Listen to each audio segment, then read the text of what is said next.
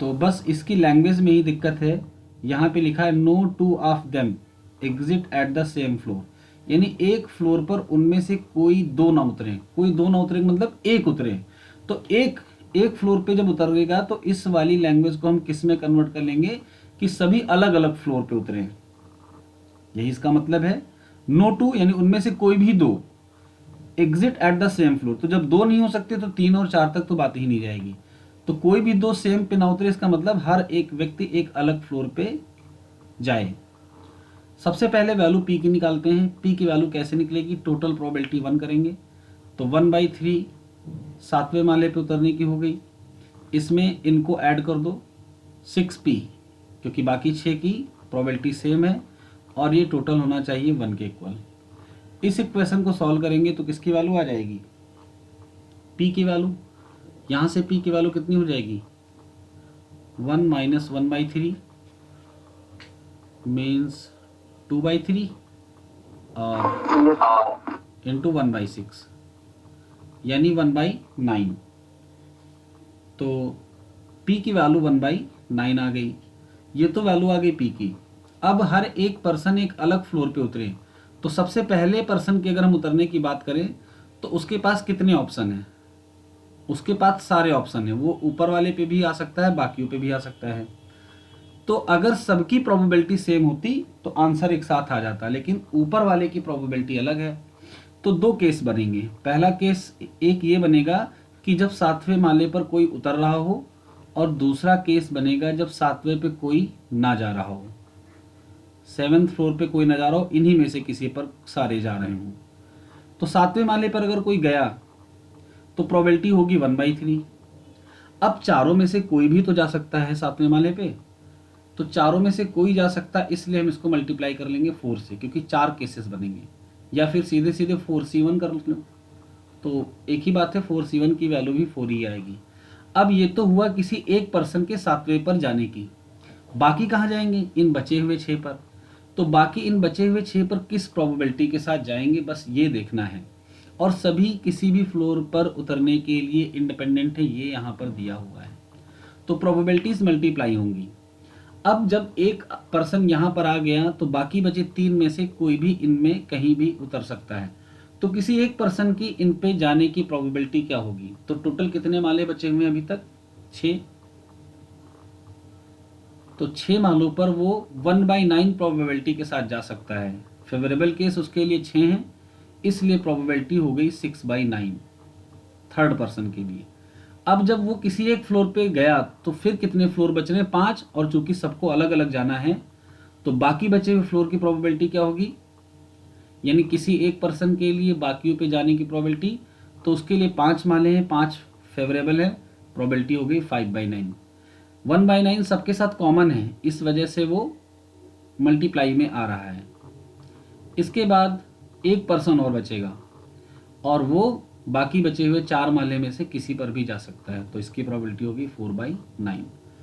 तो ये तो हुआ केस 1 जब सातवें माले पर जा रहे थे। केस 2 ये है कि जब सातवें पर कोई ना जाए।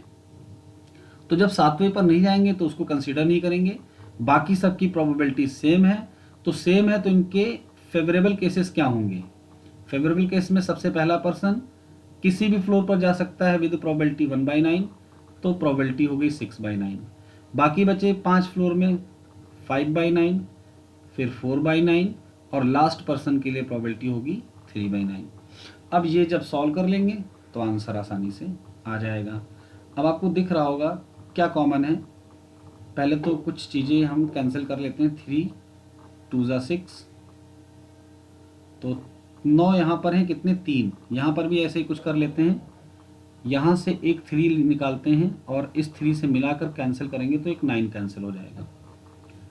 ठीक है, तो 3 9 है अपॉन में, कितना हो जाएगा 81 729। ठीक है, ऊपर मल्टीप्लाई कर लेते हैं, देखते हैं क्या आएगा। तो 4 दूनी 8, 40 160, प्लस यहाँ पर आएगा 10 40, यानी 200/729। तो ऑप्शन इसका आंसर हो जाएगा। तो सभी को ये क्वेश्चन समझ में आ गया। सर इसका डिनोमिनेटर कैसे आया 729? डिनोमिनेटर में बेटा 3 9 ही तो बच रहे हैं। हमने क्या किया, यहाँ पे 3 9 बना लिए, यहाँ पर 3 9 बना लिए, इन्हीं को मल्टीप्लाई कर लिया 9 की पावर अच्छा 3। सर, ठीक। ठीक है, कैलकुलेशन चेक कर लेना, कॉन्सेप्ट समझ में आ गया कि नहीं बताओ सबको। सर हाँ बेटा बोलूँ।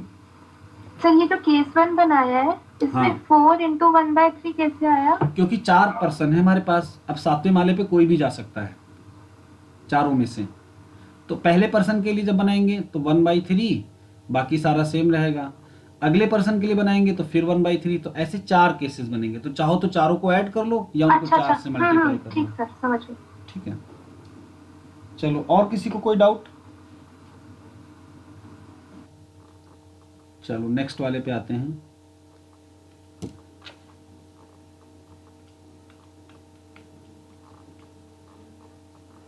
हाँ, इस वाले क्वेश्चन को देखते हैं जो लास्ट टर्म पे नहीं हुआ था, 18 नंबर।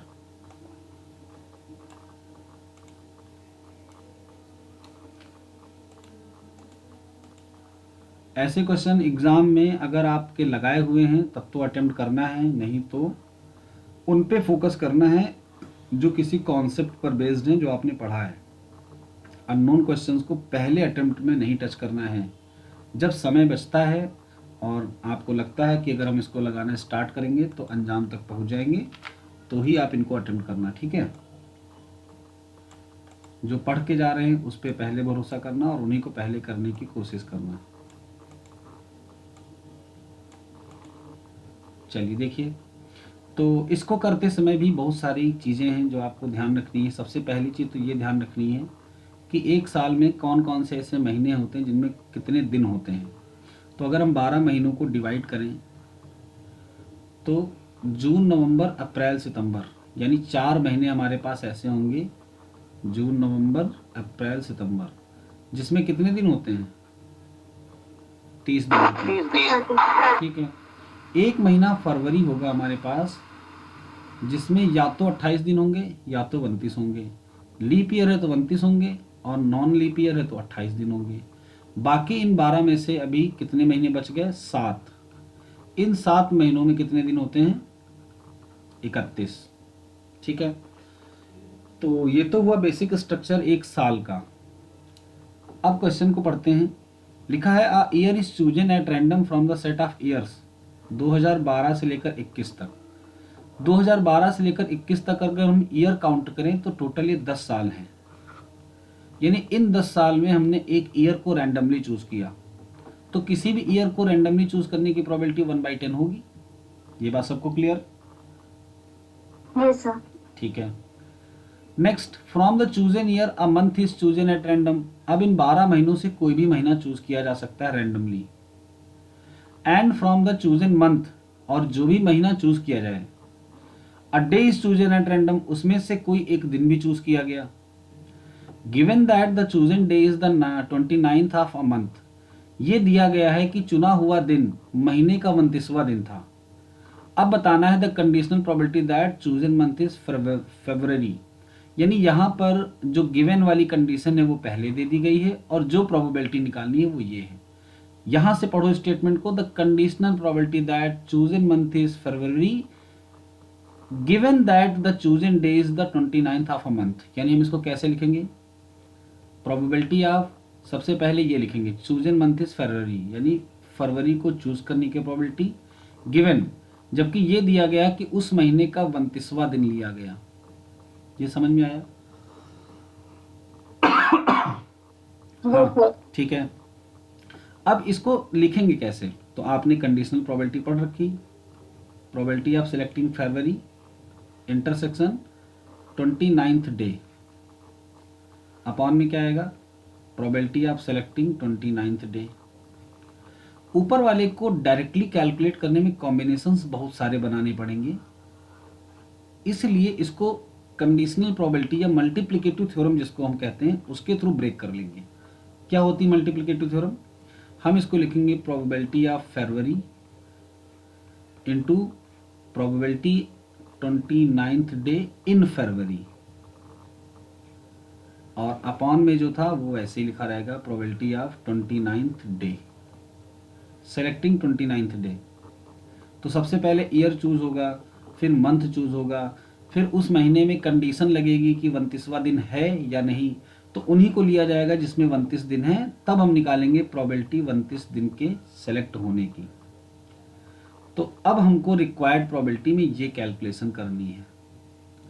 इस कैलकुलेशन को करने में हम हर प्रोबेबिलिटी को अलग अलग कैलकुलेट करेंगे, जो पॉसिबिलिटीज होंगी उनको बनाएंगे और फिर उनको पुट करके आंसर निकालेंगे। तो आपको मैं ये सजेस्ट करता हूँ पर्सनली कि एग्ज़ाम में इस क्वेश्चन को अगर इसके जैसा भी कोई आए जिसमें इतने कॉम्प्लिकेशंस हों तो बिल्कुल भी अटेम्प्ट मत करना, क्योंकि कितना भी दिमाग लगाओगे पॉसिबिलिटी हमेशा रहेगी, प्रोबेबिलिटी हमेशा इस बात की रहेगी कि वो गलत हो। तो सिंपल लगे तो ही अटेम्प्ट करना प्रोबेबिलिटी के क्वेश्चन को, नहीं तो छोड़ के बाकियों पे ज़्यादा फोकस करना। ओके, तो सबसे पहले हम निकालेंगे प्रोबेबिलिटी ऑफ गेटिंग फरवरी। तो फरवरी को सेलेक्ट करने की प्रोबेबिलिटी क्या हो सकती है? टोटल कितने महीने होते हैं? 1/10 नहीं, 1/12 होगी, क्योंकि टोटल 12 में से फरवरी को चूज किया जा रहा है, क्योंकि क्वेश्चन में साफ साफ दिया है month is chosen at random from the chosen month, ये तो दिन का है, from the chosen year a month is chosen at random, यानी किसी ईयर से किसी महीने को चूज करना। तो फरवरी को सेलेक्ट करने की प्रोबेबिलिटी होगी 1/12। अब हम निकालेंगे प्रोबेबिलिटी ऑफ 29th डे। तो 29th डे उसी महीने से आएगा जिसमें 29 या उससे ज्यादा दिन होंगे। तो इन 10 सालों में ये बात तो क्लियर है कि ये महीने में कोई चेंजेस नहीं आने वाला है। इन 10 सालों में अगर हम जून, नवंबर, अप्रैल, सितंबर को देखें तो वो हमेशा 30 दिन के होंगे, नो चेंज। तो सबसे पहले हम ये देखते हैं कि यहाँ से अगर 29वां दिन सेलेक्ट करें तो इसकी प्रोबेबिलिटी क्या होगी। तो इन महीनों में टोटल कितने दिन है? 30, और 29वें दिन को सिलेक्ट किए जाने का मतलब किसी एक पर्टिकुलर डे की बात हो रही है, तो वो एक ही तो दिन है, वो 29वें नंबर पे है। तो 30 में से किसी एक पर्टिकुलर डे चूज होगा, इसकी प्रोबेबिलिटी क्या होगी? 1/30। ठीक है, तो इसकी लैंग्वेज हम लिखवा नहीं रहे हैं, बट रिकॉर्ड है तो आप उसको सुन के बाद में लिख सकते हैं। तो हम यहाँ से एक दिन को चूज करेंगे 1/30, लेकिन उसके पहले ये महीने भी तो सेलेक्ट हों। तो महीनों को सेलेक्ट करने के लिए 12 में से ये 4 सेलेक्ट हो रहे हैं, तो 4 फेवरेबल मंथ्स हैं आउट ऑफ 12। प्रोबेबिलिटी क्या हो जाएगी इसको सेलेक्ट करने की? देखो यहाँ फरवरी अकेला था तो 1/12 हुआ, यहाँ 4 महीने जून, नवंबर, अप्रैल, सितंबर, तो 12 में से इन 4 को चूज करने के लिए 4/12, और ये हुआ चुने हुए इन 4 महीनों से 29वें दिन को सेलेक्ट करने की प्रोबेबिलिटी। अभी हमने मंथ कर लिया है, दिन कर लिया है, अभी क्या नहीं किया है? ईयर। तो अब ईयर में पहला भी हो सकता है, दूसरा ईयर भी आ सकता है, तीसरा भी, यानी टोटल हमारे पास 10 केसेस बनेंगे इसके। तो हम इसको किससे मल्टीप्लाई कर देंगे? 10 से।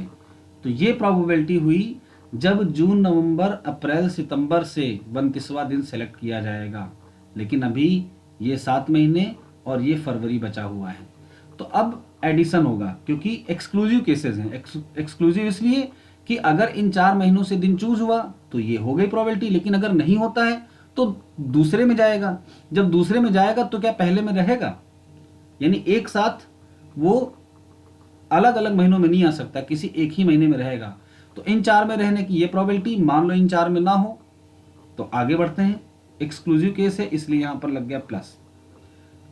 अब इन 7 को पकड़ते हैं। हाँ बेटा बोलो। सर ईयर चूज करने की प्रोबेबिलिटी मल्टीप्लाई करेंगे ना 1/10? नहीं बेटा, यहाँ पर क्या हो रहा है ना, वो केसेस बन रहे हैं कि पहला ईयर आया तो ये आएगा, दूसरा ईयर आया तो भी ये आएगा, तीसरा ईयर आया तो ये भी आएगा, यानी सबके साथ ये रहेगा। तो ऐसे 10 म्यूचुअली एक्सक्लूसिव केसेस बन रहे हैं फॉर ईच ईयर। इस वजह से उनको या तो ऐड करिए या तो डायरेक्टली 10 से मल्टीप्लाई कर दीजिए। यहां पर ये कॉन्सेप्ट चल रहा है, ठीक है। जैसे अभी आपने ऊपर एक केस देखा नहीं कि पहले माले पर पहला पर्सन गया, फिर मान लो पहले 7वें माले पे दूसरा जा रहा है, फिर तीसरा जा रहा है, फिर चौथा जा रहा है। 4 पॉसिबिलिटीज बन रही हैं। यहां पर 10 पॉसिबिलिटीज, यानी 10 साल हैं तो 10 पॉसिबिलिटीज हैं। Okay yes sir. ठीक है, अब आते हैं इन 7 महीनों पर। इन 7 महीनों में क्या हो रहा है, दिन कितने हैं, 31। तो 31 दिन में किसी एक विशेष दिन जिसको 29वां दिन कहा जा रहा है उसके सेलेक्ट होने की प्रोबेबिलिटी क्या होगी, 1/31। ये हो गए दिन को सेलेक्ट करने की प्रोबेबिलिटी। अब इन 7 महीनों से कोई एक महीना सेलेक्ट होगा, इसकी प्रोबेबिलिटी क्या होगी, 7/12, क्योंकि 7 हमारा फेवर कर रहे हैं जिसमें 31 दिन होंगे और टोटल 12 महीनों में से इनमें से कोई एक आए तो इनकी सबकी एक साथ निकाली जा रही है। अगर अलग अलग निकाली जाती तो भी आपको दिखता कि ये 7 जुड़ने के बाद ही आया है। किसी एक महीने का निकालते हैं, मान लो यहाँ से हम जनवरी का निकालते हैं तो जनवरी अकेला 1/12 आता, फिर किसी और का निकालते तो फिर 1/12, सबको ऐड करते तो ये 7 में आ जाता, तो वो एक साथ हो गया। एक्सक्लूसिव यहाँ भी लग रहा है। ओके ठीक है। अभी इन 10 सालों में इन महीनों पर 31 दिन होने से कोई भी कम नहीं होगा, मतलब किसी भी महीने में ऐसा नहीं होगा कि 30 से 31 से कम हो जाए, हमेशा 31 रहेंगे। तो 10 ऐसे केस बनेंगे। अब इसको किससे मल्टीप्लाई कर लेंगे, 10 से। आप ये समझ लो कि हम एक साल का निकाल रहे थे, फिर उनको 10 से मल्टीप्लाई कर दिया, लेकिन अलग अलग इसलिए मल्टीप्लाई कर रहे हैं क्योंकि फरवरी जब आएगा तो 10 सालों में ऐसा नहीं होगा कि फरवरी 29 की हो। कुछ ऐसे भी तो होंगे जिसमें फरवरी 29 की होगी नहीं, और जब फरवरी 29 की होगी नहीं तो उस महीने में हम 29वां दिन चूज ही नहीं कर सकते। इस वजह से इस 10 को यहाँ पर अलग मल्टीप्लाई किया जा रहा है। अगर फरवरी भी 29 या उससे ज़्यादा की होती तो हम पहले एक साल में 29वें दिन को चूज करने की प्रोबेबिलिटी निकालते, फिर 10 से मल्टीप्लाई कर देते, क्योंकि किसी भी साल से वो दिन चूज किया जा सकता है। आगे बढ़ते हैं, अब आते हैं फरवरी पे। तो फरवरी में क्या होगा, फरवरी एक ही महीना है हमारे पास, उसके सेलेक्ट होने की प्रोबेबिलिटी क्या हो जाएगी, 1/12। और ऐसे कितने साल हैं जब फरवरी 29 की होगी इनमें से, तो लीप ईयर के कॉन्सेप्ट से आप सिंपल वाला लगाइए, 2012 मिलेगा, फिर 2016 मिलेगा, और फिर 2020, यानी 3 ऐसे साल हैं जिसमें फरवरी 29 की होगी। तो अगर ये 3 आते हैं तब तो ठीक है, बाकी आएंगे तो उसमें फरवरी 29 की होगी नहीं, तो बाकी को हमको लेना ही नहीं है। तो 29 दिन का महीना है फरवरी, उसमें से 29वां दिन सेलेक्ट होगा, इसकी प्रोबेबिलिटी हो गई 1/29 इंटू, अब ऐसे कितने साल मिले, जब ऐसा होगा 3, तो इसको मल्टीप्लाई कर लेंगे 3 से। अब जब इसको ऐड करेंगे तब आएगी required probability of selecting 29th day. इसको हम सॉल्व यहाँ पर नहीं करवा रहे हैं, हम आंसर डायरेक्टली लिख दे रहे हैं। इसका आंसर आएगा 9965 डिवाइडेड बाई 32364। हो सकता हो टर्म्स कुछ कैंसिल हो रहे हों, बट हमने किया नहीं है, डायरेक्टली लिख दिया है, कुछ को कैंसिल किया था। तो ये प्रोबेबिलिटी हो गई किसकी, 29वें दिन के सिलेक्ट होने की। तो एक तो नीचे वाला 29वें दिन के सिलेक्ट होने की प्रोबेबिलिटी आ गई है, और एक आ गया प्रोबेबिलिटी ऑफ सेलेक्टिंग फरवरी। अब आएंगे ये वाली प्रोबेबिलिटी पे, इसको कैसे कैलकुलेट करेंगे। ये कह रहा है कि probability of selecting 29th day in a month when it was February. तो हमको 29वें दिन के सिलेक्ट होने की प्रोबेबिलिटी निकालनी है, जबकि साफ दिया हुआ है कि वो महीना कौन सा हो, फरवरी का। तो ये कैसे आएगा, 3 ही तो ऐसे साल मिले जब फरवरी 29 की थी, और 29वें दिन के सिलेक्ट होने की प्रोबेबिलिटी क्या हो जाएगी, 1/29। अब कंडीशन में ये दिया हुआ है कि वो फरवरी हो, तो हम यहाँ पर 1/12 नहीं लगा रहे हैं, क्योंकि वो तो पहले ही बता रहा है कि वो महीना फरवरी है। केवल आपको क्या निकालना है, 29वें दिन के होने की प्रोबेबिलिटी। क्लियर। तो ये हो गया 3/29।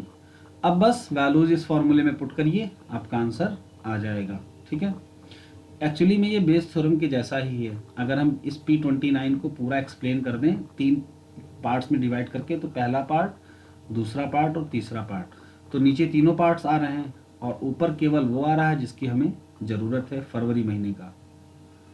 तो बस अब इसको सॉल्व आप कर लीजिएगा, 1/12 into 3/29 into 32364 divided by 9965, answer आपको मिल जाएगा। तो समझ में आया? किसी को कोई डाउट हो तो बोले भी।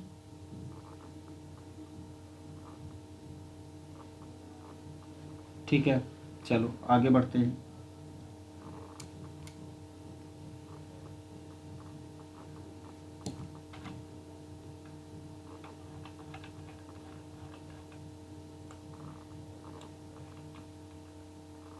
क्वेश्चन नंबर 29, इसको देखते हैं।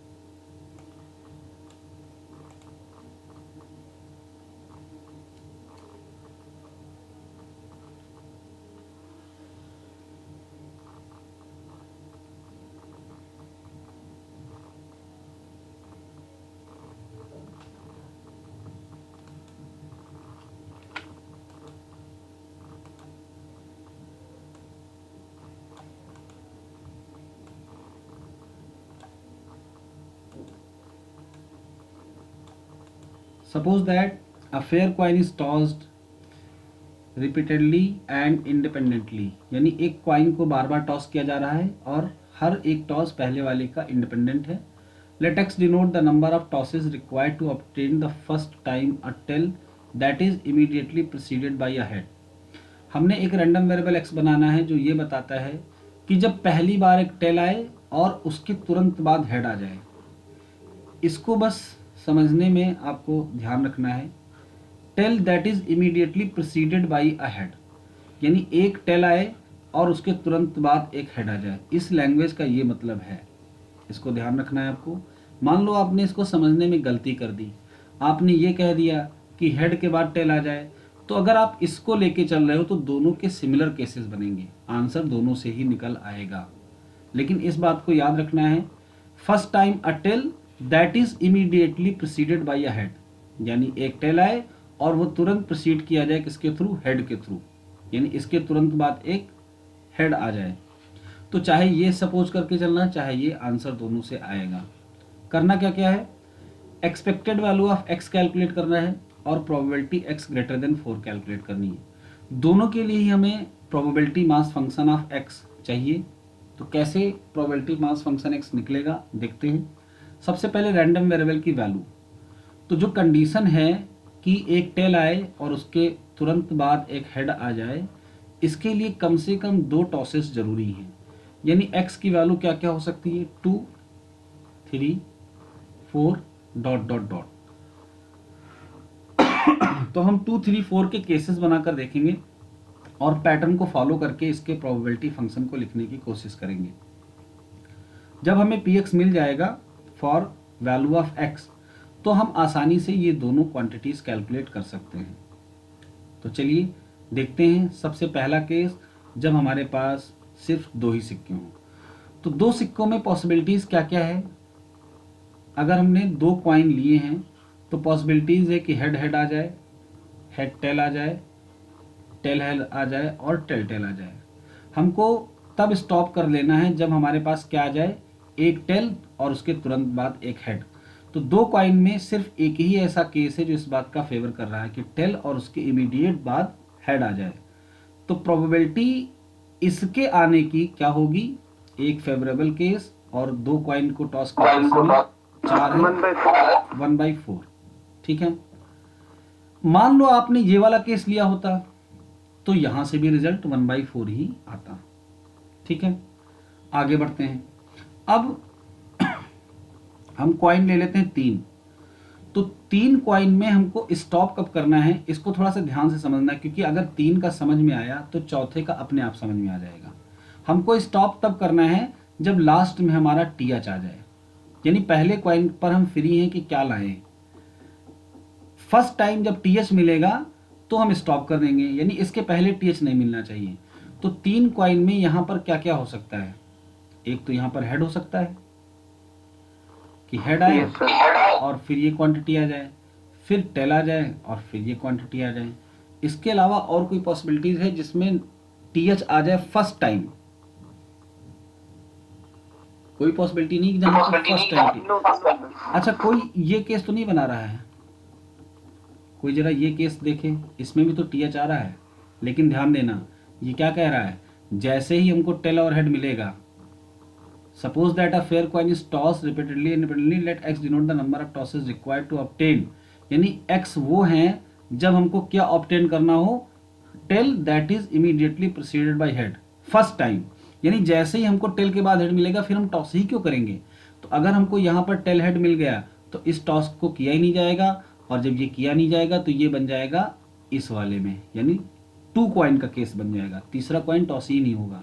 2 ही बार टॉस करने पे ये मिला तो तीसरा हम टॉस नहीं करेंगे, तो ये हमारा केस ही नहीं है। वैसे तो 3 कॉइन में ये पॉसिबल में रहेगा, लेकिन फेवरेबल में नहीं जाएगा क्योंकि 2 ही बार में हमको टीएच मिल गया। ओके, तो केवल हमारे पास 2 फेवरेबल केस बन रहे हैं, यानी प्रोबेबिलिटी कितनी हो गई इसकी, 2 फेवरेबल है 2/8।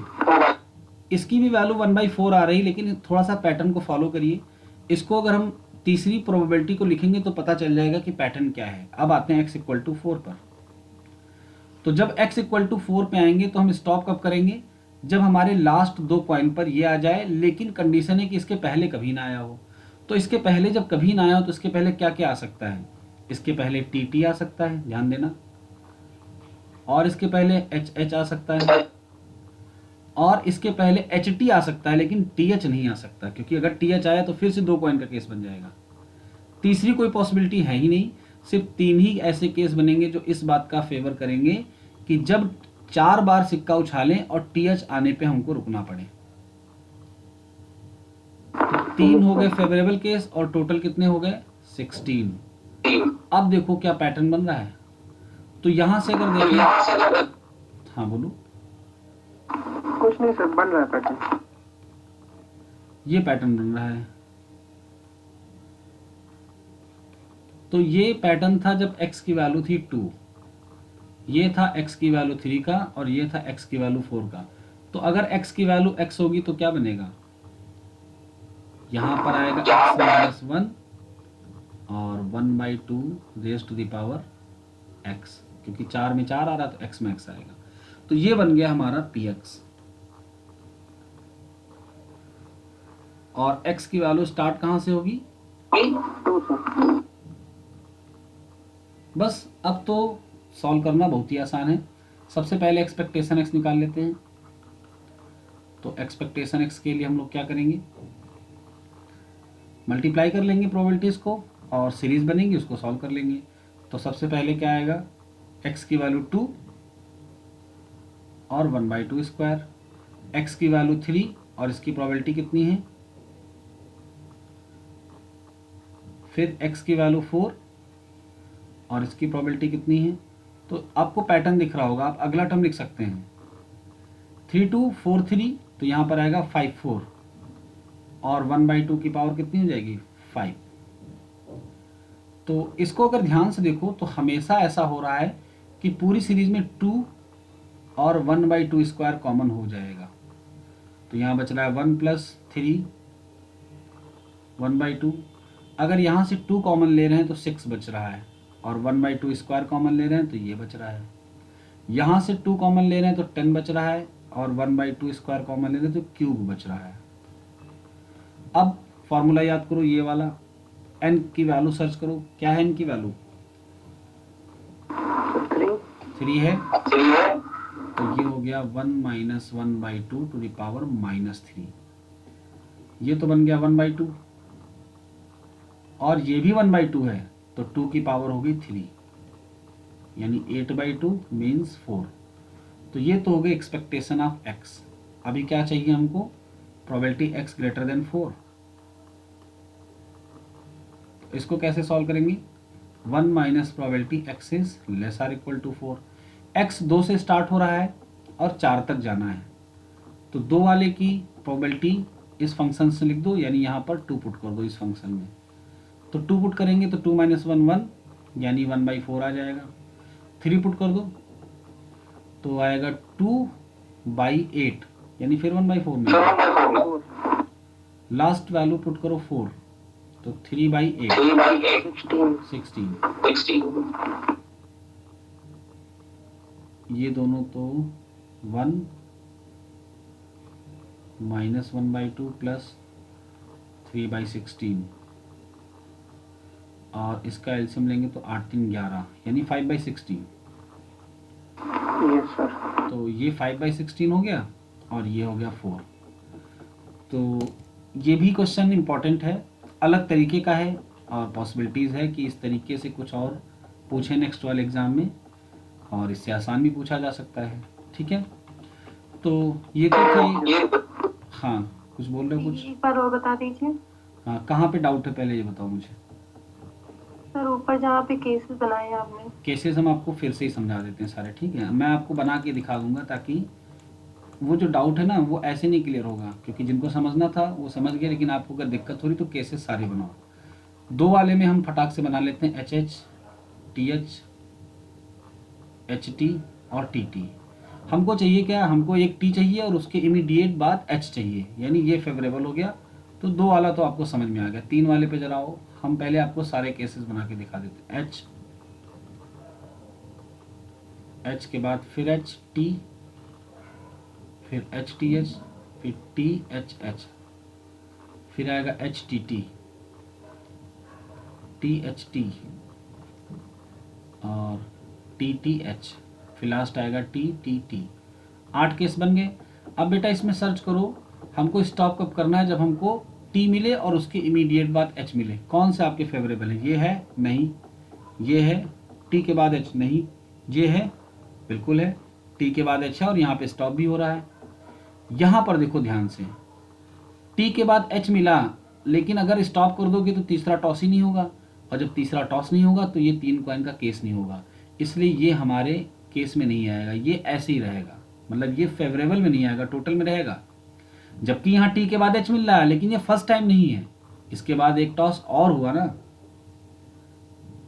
हमको सिर्फ T के बाद H चाहिए था, वो हमारी सक्सेस थी, और आपको पता है कि हम फर्स्ट सक्सेस रखते हैं ज्योमेट्रिक वाली में, एक सक्सेस मिलते ही स्टॉप। इसके बाद इस पे आओ, क्या इसमें TH है लास्ट में? नहीं, इसमें TH नहीं है, पहले ही आ गया है। तो पहले ही आने का मतलब TH आते ही हम स्टॉप करेंगे और ये केस 2 कॉइन का बनेगा, तो इसलिए 3 कॉइन में ये हमारे लिए एक केस की तरीके से है, हमारा फेवर नहीं कर रहा है। ठीक है, नेक्स्ट इसमें देखो TH आ रहा है लास्ट में, तो इसके पहले कुछ भी आया फर्क नहीं पड़ता है, T आए उसके इमीडिएट बाद H आए और टोटल नंबर ऑफ टॉसेस 3 होने चाहिए, क्योंकि हम ये केस ही लेकर चल रहे हैं 3 कॉइन का। तो यहाँ पर ऐसा हो रहा है कि TH भी आ रहा है, टोटल टॉस भी 3 पूरे हो रहे हैं, ये हमारा है नहीं। तो एक फेवरेबल केस ये हुआ और एक फेवरेबल केस ये हुआ, टोटल 8 में से हमारे 2 फेवरेबल हो गए। अब आपको समझ में आया बेटा? यस सर, आ गया।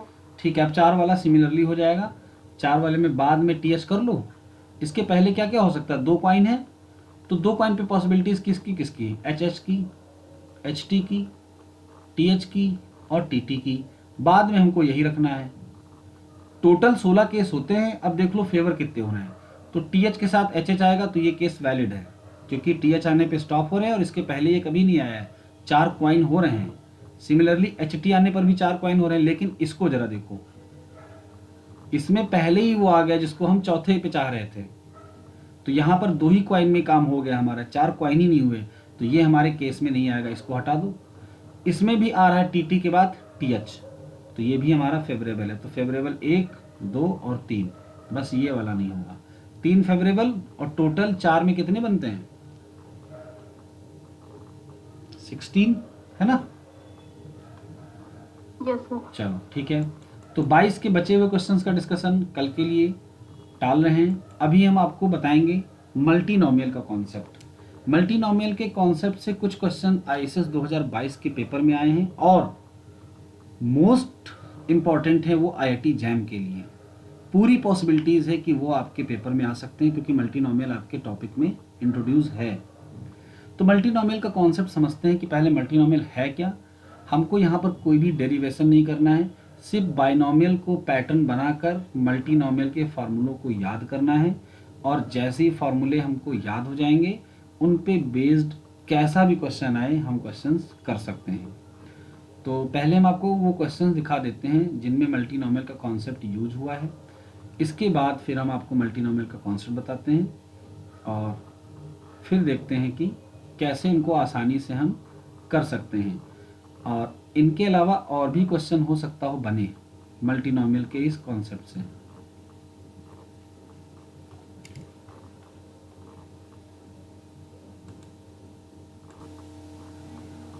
तो जब हम लोग बाइनोमियल डिस्ट्रीब्यूशन पढ़ते हैं तो बाइनोमियल डिस्ट्रीब्यूशन में क्या कहते हैं, बाइनोमियल डिस्ट्रीब्यूशन में ये कहते हैं कि there are Bernoullian trials which is repeated n times. Bernoullian trial क्या होते हैं, जब भी किसी एक ट्रायल के सिर्फ दो आउटकम्स हों, उन दो आउटकम्स को हम सक्सेस माने और फेलेवर माने। तो मान लो सक्सेस के आने की प्रोबेबिलिटी P1 है और फेलेवर की प्रोबेबिलिटी P2 है।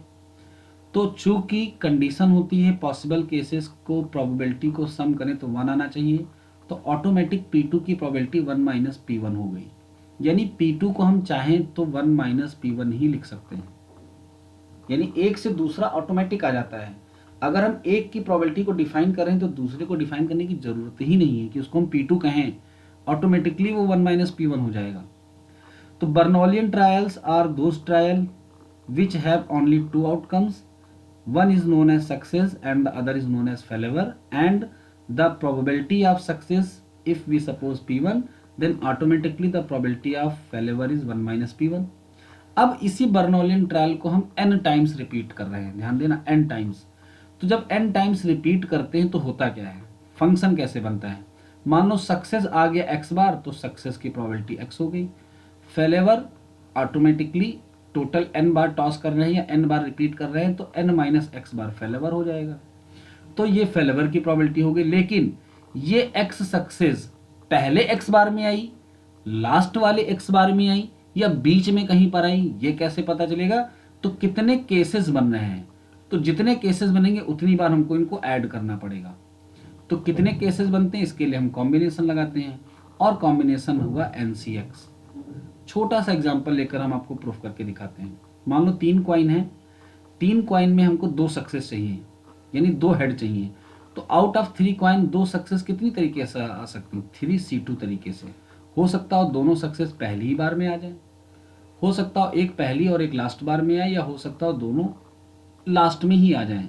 तो 3 केसेस बने 2 सक्सेस को पाने के लिए। 3C2 का कॉन्सेप्ट या NCX का कॉन्सेप्ट तब तक तो सही लगता है जब तक केवल केसेस 2 हों। इसका जो मेन बनने का कॉन्सेप्ट है वो C से नहीं है, इसका मेन बनने का कॉन्सेप्ट है total number of permutations divided by the permutations which are repeated. अब ध्यान देना, यहां पर पहला वाला जो P1 है वो x टाइम रिपीट हुआ है, तो x टाइम रिपीट है इसलिए हम इसको x से डिवाइड करेंगे। टोटल n बार टॉस किया गया था एक सिक्के को, तो यहां पर n फैक्टोरियल आएगा। बाकी जो बचे हैं वो सारे एक जैसे हैं, उनको हम n माइनस x कहते हैं। यानी ये है मेन कॉन्सेप्ट, लेकिन अनफॉर्चुनेटली ये NCX में कन्वर्ट हो गया। तो जो टोटल परम्यूटेशंस बनते हैं उनको निकालने का जो फॉर्मूला है वो ये होता है। अब हम आपको प्रूफ करके कैसे दिखाएंगे। हम एक वर्ड लेते हैं रूट, और हम आपसे पूछेंगे कि पॉसिबिलिटीज क्या है कि इनसे कितने तरीके के हम शब्द बना सकते हैं। तो इसको बनाने का जो कॉन्सेप्ट है वो होगा फैक्टोरियल 4, लेकिन यहाँ पर r एक बार आया है तो फैक्टोरियल 1 से डिवाइड होगा, t भी एक बार आया है लेकिन o 2 बार आया है। तो अगर हम फैक्टोरियल 2 से डिवाइड नहीं करेंगे, डायरेक्टली फैक्टोरियल 4 लिखेंगे तो परम्यूटेशन दिखेंगे 24, लेकिन अगर 2 से डिवाइड कर देंगे फैक्टोरियल 2 से तो हमको परम्यूटेशन दिखेंगे 12। अब ये डिफरेंस क्या बताता है, पहले मेरी बात पूरी हो जाने दो फिर अपना क्वेश्चन रेज करना। ये डिफरेंस क्या दिखाता है, ये डिफरेंस ये दिखाता है कि O को अगर हम आइडेंटिकल माने यानी कि एक जैसा माने तो ये होंगे नंबर ऑफ परम्यूटेशंस, लेकिन अगर O में डिफरेंस कर दें, पहले O को O1 कहें दूसरे O को O2 कहें, तब हमारे पास नंबर ऑफ परम्यूटेशंस कितने होंगे 24। तो कितने पॉसिबिलिटीज हैं जब हम इनको रोटेट कराएं। रोटेट कराने का मतलब कभी हेड पहले आ रहा है, कभी हेड बाद में आ रहा है, कभी बीच में आ रहा है। तो इस एग्जाम्पल से हम समझ सकते हैं कि जो पॉसिबिलिटीज हैं वो इस फॉर्मूले से कैसे आती हैं। अब हम चाहें तो आपको सारे के सारे बना के दिखा सकते हैं, ठीक है। 12 जिनमें से ऐसे होंगे जिनमें O का डिफरेंस नहीं होगा, और बाकी 12 अगर देखते हैं तो O के डिफरेंस के साथ होंगे। तो सबसे पहले हम वो लेटर्स लिखेंगे जो R से स्टार्ट होंगे, तो R से स्टार्ट होंगे और बाद में O1 आया होगा, तो इसके दो केसेस बनेंगे, एक तो बनेगा O2T और एक बनेगा TO2, यानी R और O1 के साथ ये दो केस बन गए। सिमिलरली अगर हम R और O2 लेते पहले तो क्या बनता, O1T या फिर TO1। अब अगर हम O1 O2 का डिफरेंस हटा दें तो आपको दिखेगा कि ये और ये बिल्कुल एक जैसे हैं, ROTO ROTO, और ऊपर वाला और नीचे वाला बिल्कुल एक जैसा है। यानी O1 O2 को अगर अलग अलग माने तो टोटल 24 परम्यूटेशंस बनेंगे, लेकिन एक माने तो इसको निकालने के लिए हमको जितने सेम होते हैं उतने फैक्टोरियल से डिवाइड करना पड़ता है। ये तो वो हुए जो R लेटर से स्टार्ट होने के बाद बने थे।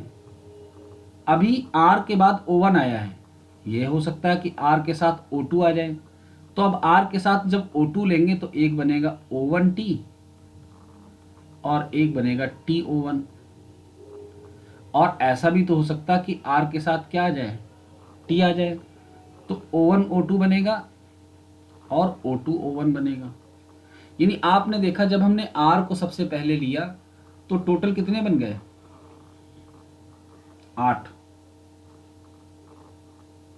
इसी तरीके से जब हम स्टार्ट करेंगे किससे, T से, तो कुछ और बनेंगे, जब स्टार्ट करेंगे O1 से तो कुछ और बनेंगे, और जब स्टार्ट करेंगे O2 से तो कुछ और बनेंगे। तो टोटल ये 24 परम्यूटेशंस बनेंगे जब हम रूट को O1 O2 को अलग अलग लेकर परम्यूटेट कराएंगे। लेकिन जब O1 O2 को एक जैसा मानेंगे तो निकालने का ये फार्मूला है।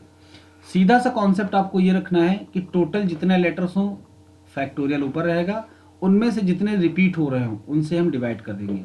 जैसे आपने इंटर में किया होगा इलाहाबाद का परम्यूटेशंस, मिसिसिपी का परम्यूटेशंस, एग्जामिनेशन का परम्यूटेशन, याद आ गया सबको?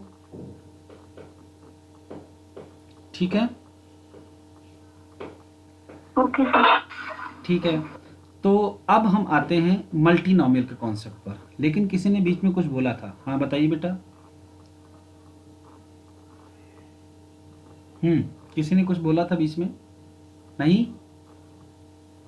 चलो, मल्टीनोमियल का कॉन्सेप्ट तब इंट्रोड्यूस हुआ जब हम किसी एक इवेंट के दो से ज्यादा ट्रायल बना दें।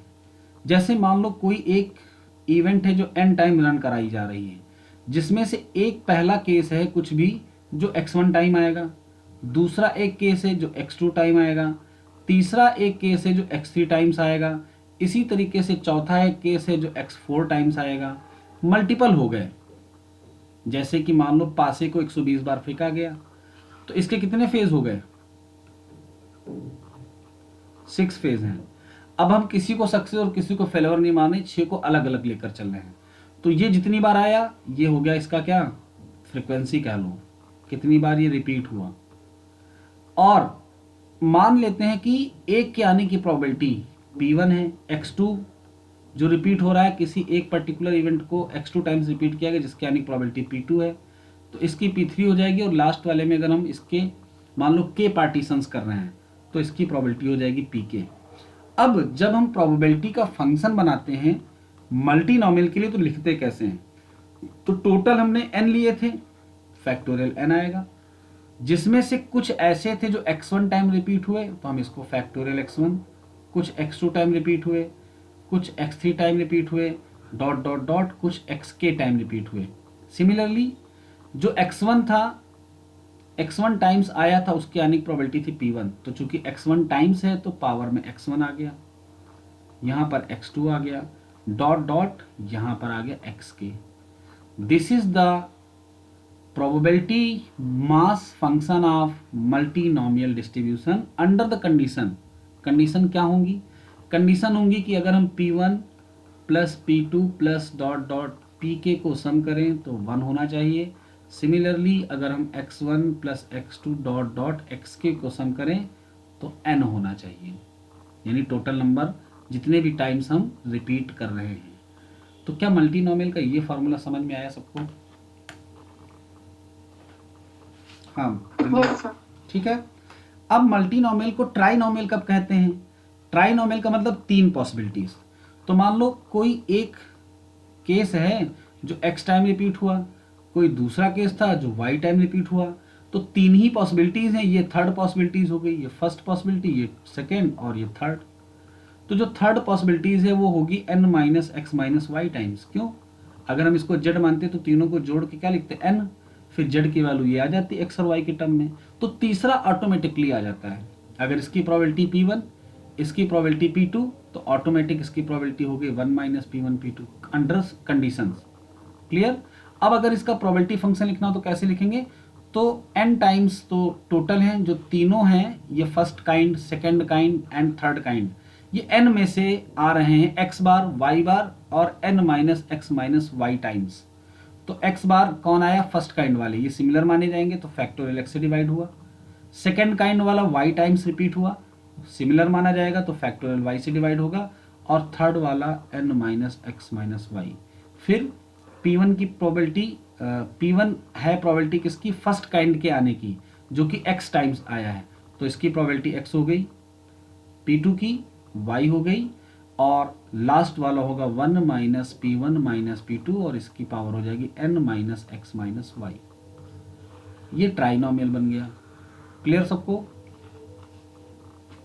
हाँ बोलो। Yes sir. ठीक है, अब इनमें जिन फॉर्मूलों को आपको फोकस करके याद करना है सवालों को लगाने के लिए, वो आपको बस देखने हैं और उन्हीं पे फोकस करना है। ठीक है, तो कुछ हैं जिनके बारे में हम आपको बताएंगे, उनको ध्यान देना है।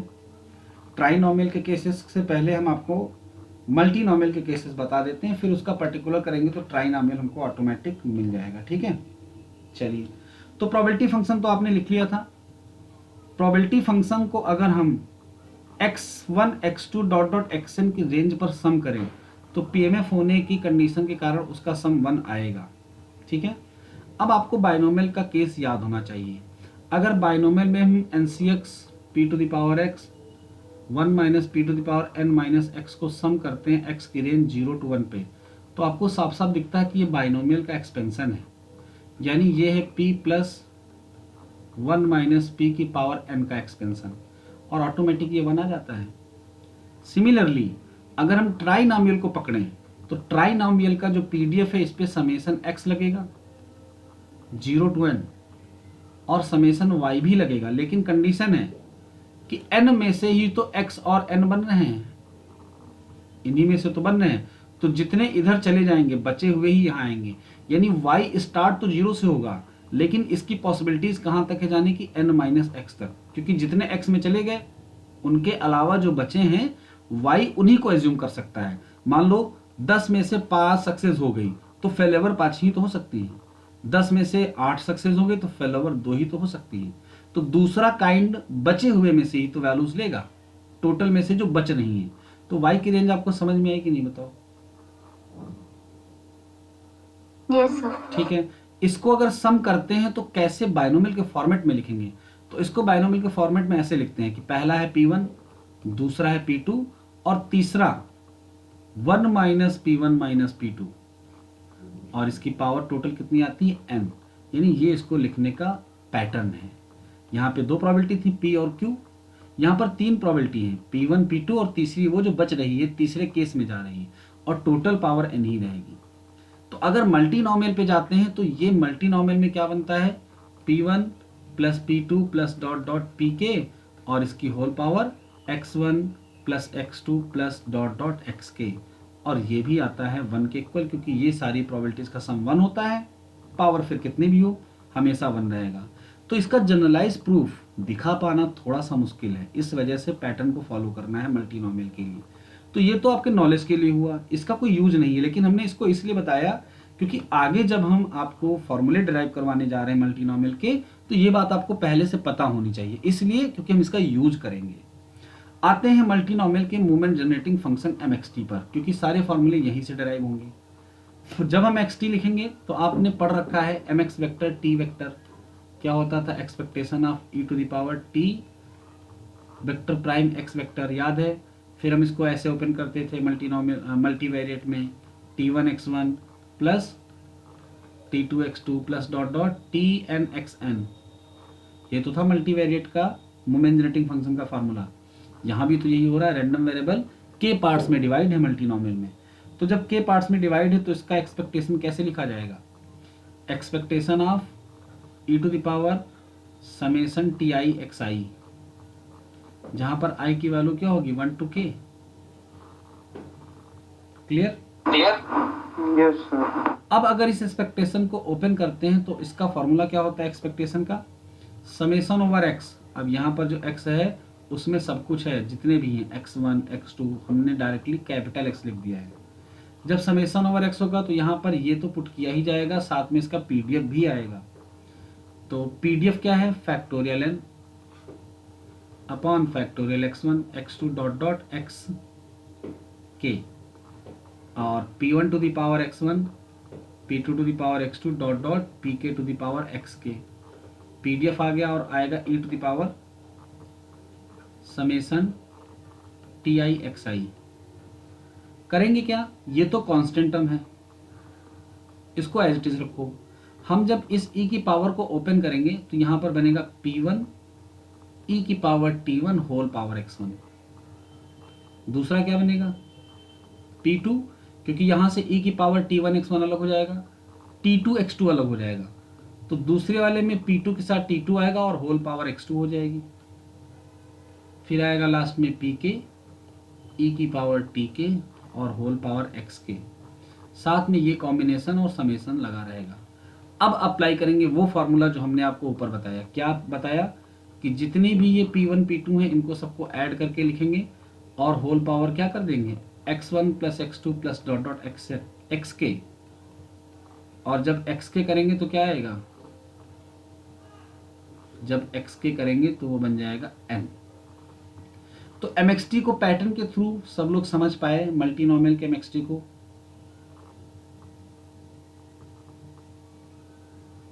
ये जो हमने किया था ना p1 power x1 plus x2 xk, यही सेम किया है यहाँ पर, बट अब की बार p1 की जगह पे क्या आ गया, ये टर्म्स आ गया है। हाँ आप लोग बोलो अगर क्लियर हुआ हो तो। अब इससे होगा क्या पता है, हमको यहाँ पर ज्वाइंट एमजीएफ मिल गया। ज्वाइंट एमजीएफ मिलने से हम बाकी सबके एमजीएफ को निकाल सकते हैं। कैसे, हम इस एमजीएफ में t1 की वैल्यू को अगर 0 रखते हैं, ये हमारे पास किसका एमजीएफ आ गया है x1 x2 xk का with parameter t1 t2 dot dot tk। तो अगर सबको 0 रख दें तो ये हमको मिल जाएगा x1 का। तो हम क्या करेंगे, बाकी सबको 0 पुट कर देते हैं। तो जरा पुट करके 0 देखिए क्या आ रहा है, तो जल्दी से पुट करते हैं। p1 e की पावर t1, इसको छोड़ दो, इसकी वैल्यू को 0 पुट करोगे तो ये बनेगा p2, नेक्स्ट p3 और लास्ट वाला बनेगा pk होल पावर n। अब जरा ध्यान दो, इसको क्या लिखा जा सकता है 1 minus p1 that is known as q1। तो आपको ये दिख गया कि मल्टीनोमियल में अगर हम एक रैंडम वेरिएबल का निकालेंगे तो किसमें कन्वर्ट हो गया, बाइनोमियल में। यानी मल्टीनोमियल से डायरेक्टली कहा जा सकता है कि x1 follows binomial distribution with parameter n, p1।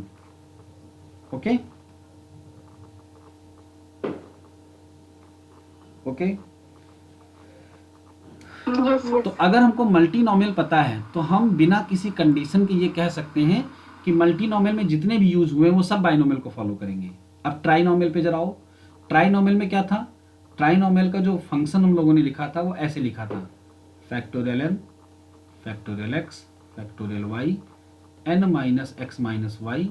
और यहाँ पर था पहला वाला केस, यानी जो x वाला था p1 की पावर x, p2 की power y and 1 minus p1 minus p2 की power n minus x minus y। अब अगर आपसे कोई पूछे what is the distribution of x, तो ये ट्राइनोमियल है, x बाइनोमियल को ही फॉलो करेगा, लेकिन कंडीशन है कि इसके पैरामीटर्स क्या होंगे,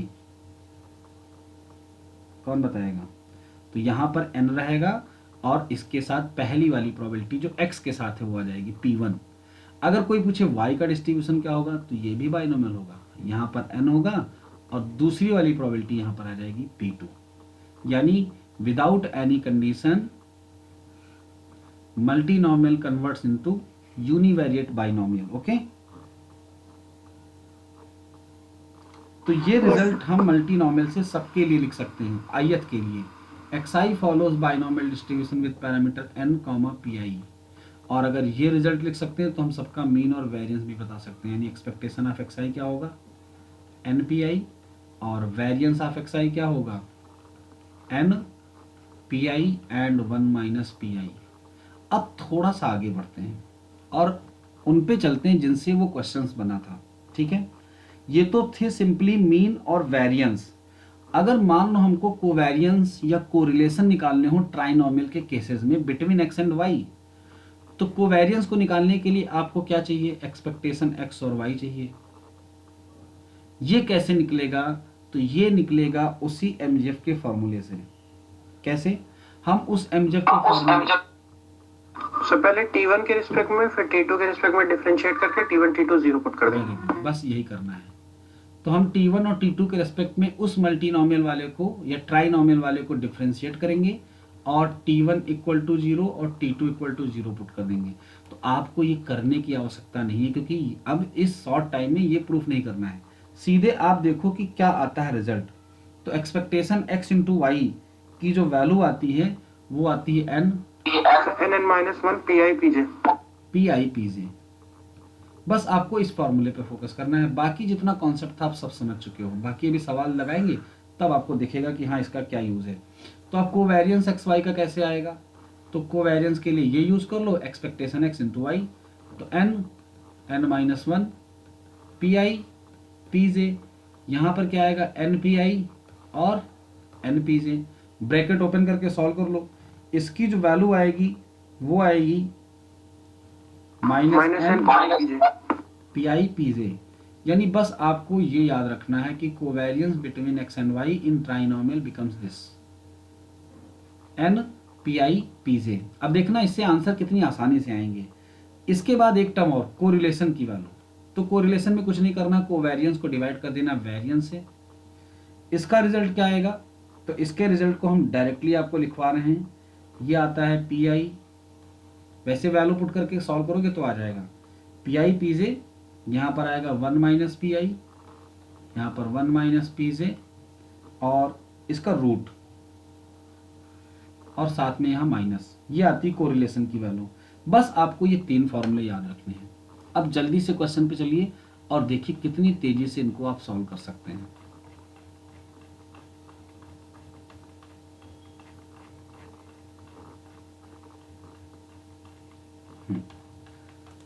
तो सबसे पहले हम लोग पहला वाला देखते हैं।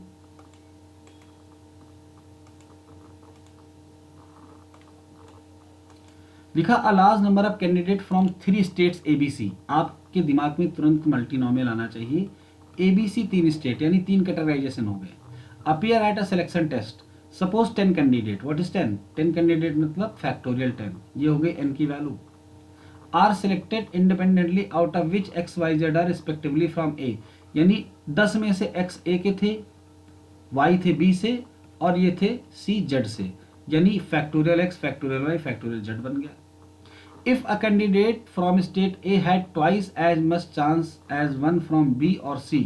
ये कह रहा कि स्टेट A का कैंडिडेट 2 गुना प्रोबेबिलिटी रखता है B या फिर C की अपेक्षा। तो फटाक से B और C को PP मान लो, तो ऑटोमेटिक इसका 2P हो जाएगा और टोटल प्रोबेबिलिटी का सम होता है 1। जैसे इसको 1 के इक्वल करोगे ये बनेगा 1/4, ये बनेगा 1/4 और ये बनेगा 1/2। तो क्या आपको P1 P2 P3 समझ में आया? Yes, sir. आगे कह रहा if a candidate from state A had twice, ये तो हो गया। कह रहा फ्रॉम B टू, हाँ, देन कोवेरियंस YZ। अब आपको YZ का बताना है, यानी इसका और इसका कोवेरियंस बताना है। तो कोवेरियंस का फार्मूला था -n PI PJ, जहां पर I और J का मतलब जिनको सेलेक्ट करना है। तो इसको और इसको आपने सेलेक्ट किया ना, तो इसकी वैल्यू तो 10 हो गई, PI की वैल्यू 1/4 है और PJ की वैल्यू भी 1/4 है। सॉल्व कर लो, आंसर कितना आया? B। समझ गए आसानी से? Yes sir. ठीक है, इसके बाद नेक्स्ट वाले पे आते हैं। नेक्स्ट क्वेश्चन देखिए, वो भी इसी आसानी से हो जाएगा।